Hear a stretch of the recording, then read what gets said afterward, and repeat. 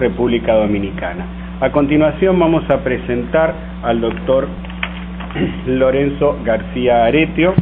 El doctor Lorenzo García Aretio es doctor en Ciencias de la Educación con premio extraordinario, es profesor titular de Teoría de la Educación en Educación a Distancia en la Universidad Nacional de la Educación a Distancia y decano de la Facultad de Humanidades dentro de la misma universidad. Ha participado en investigaciones subvencionadas por el Ministerio de Educación, Ciencia, Dirección General y Tráfico de España y en numerosos proyectos de investigación sobre educación a distancia financiados por la Unión Europea. Es coordinador del programa Erasmus Mundus de la Unión Europea y del proyecto Network Active IESAD EDATU Credit Transfer in Virtual and Distant Education del 2005 al 2007. Es director de la Cátedra UNESCO de Educación a Distancia y dirige la Maestría en Enseñanza y Aprendizajes Abierto y a Distancia. Es autor de numerosos libros y artículos en lengua española y uno de los grandes referentes en la modalidad para Iberoamérica. Doctor Lorenzo García Aretio, adelante usted desde Madrid. Muy buenas tardes desde Madrid, buenos días América. Es un placer volverme a encontrar con tantos amigos, con tantas amigas en la distancia, pero en esta educación a distancia cara a cara, porque yo les veo a ustedes, ustedes me ven a mí, pero estamos a muchos miles de kilómetros. Es posible que hablar de calidad yo les pueda decepcionar, porque yo no voy a dar recetas o no voy a hablar de indicadores, porque entiendo que más allá del sometimiento a esa evaluación que las instituciones, a las que las instituciones han de enfrentarse para la acreditación, que generalmente está basada en indicadores, está basada en los protocolos que facilitan las distintas agencias de evaluación, de prospectiva, de acreditación, yo voy a volar un poquito más alto y me voy a referir a los grandes ámbitos en los que yo entiendo que si una institución de educación a distancia se somete a ellos, se sujeta a ellos, podría garantizar el éxito. Insisto, no voy a hablar de indicadores, les voy a hacer referencia a una especie de decálogo, a 10 puntos que a mí me parecen que serían esenciales, que si en nuestras instituciones los cuidásemos, lo de los indicadores, lo de la acreditación, lo de los referentes, lo de los ámbitos, lo de las dimensiones que vamos a evaluar, vendría quizás dado por añadidura. Voy a tener que ir deprisa porque se me había hablado al principio que esto serían 12 minutos, voy a tratar de atenerme a ese tiempo.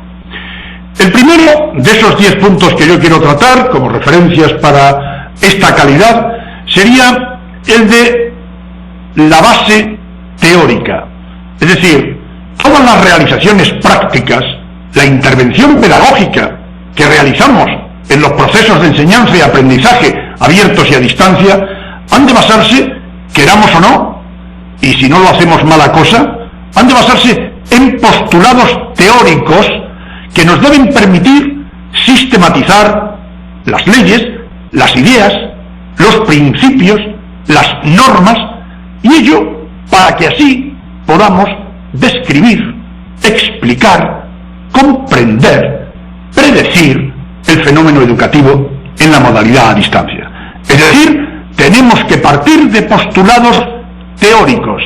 Si ignoramos esos postulados teóricos, malamente vamos a poder dar respuesta a unas prácticas de calidad.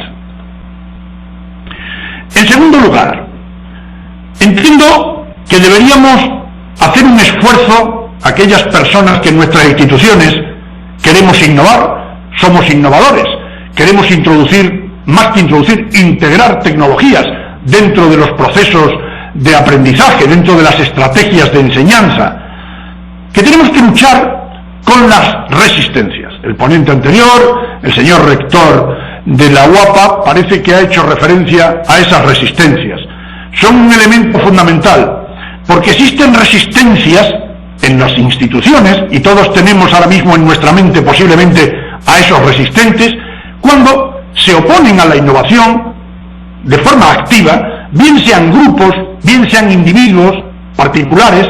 Lo que sucede es que, claro, depende de qué grupos o qué individuos se opongan a esa innovación, depende de la categoría, dependen del prestigio que tengan esos grupos, esos individuos, para que esa oposición, esa resistencia, sea más o menos peligrosa de cara a la implantación de la innovación que nosotros queremos introducir.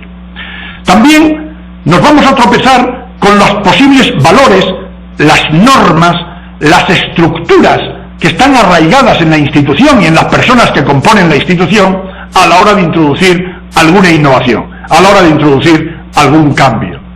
Otras veces los resistentes se comportan simplemente por aquello de que son ignorantes, es decir, la ignorancia de las posibilidades que, por ejemplo, pueden tener unas tecnologías que incorporamos, que integramos en nuestros procesos de aprendizaje.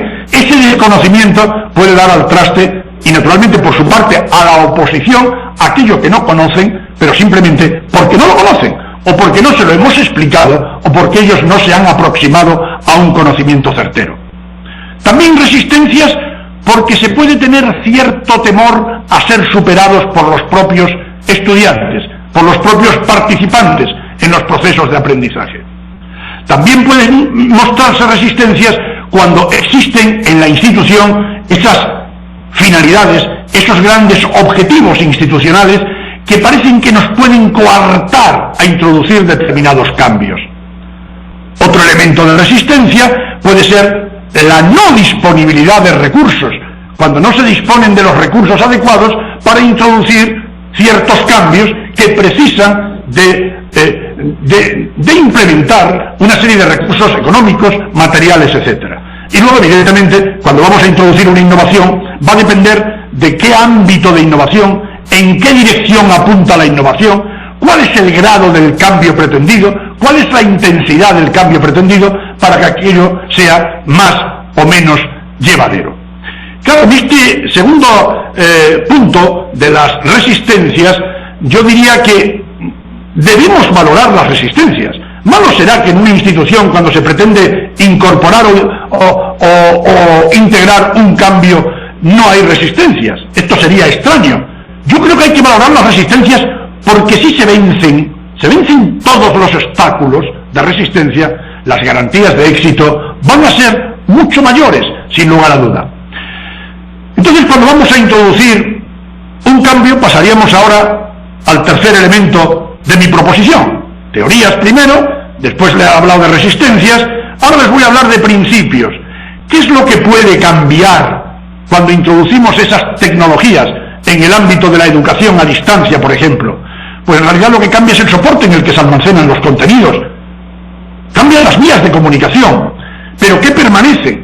Pues buena parte, mis queridas amigas, mis queridos amigos, de las bases teóricas y de los principios pedagógicos que naturalmente se aplican también a la educación a distancia.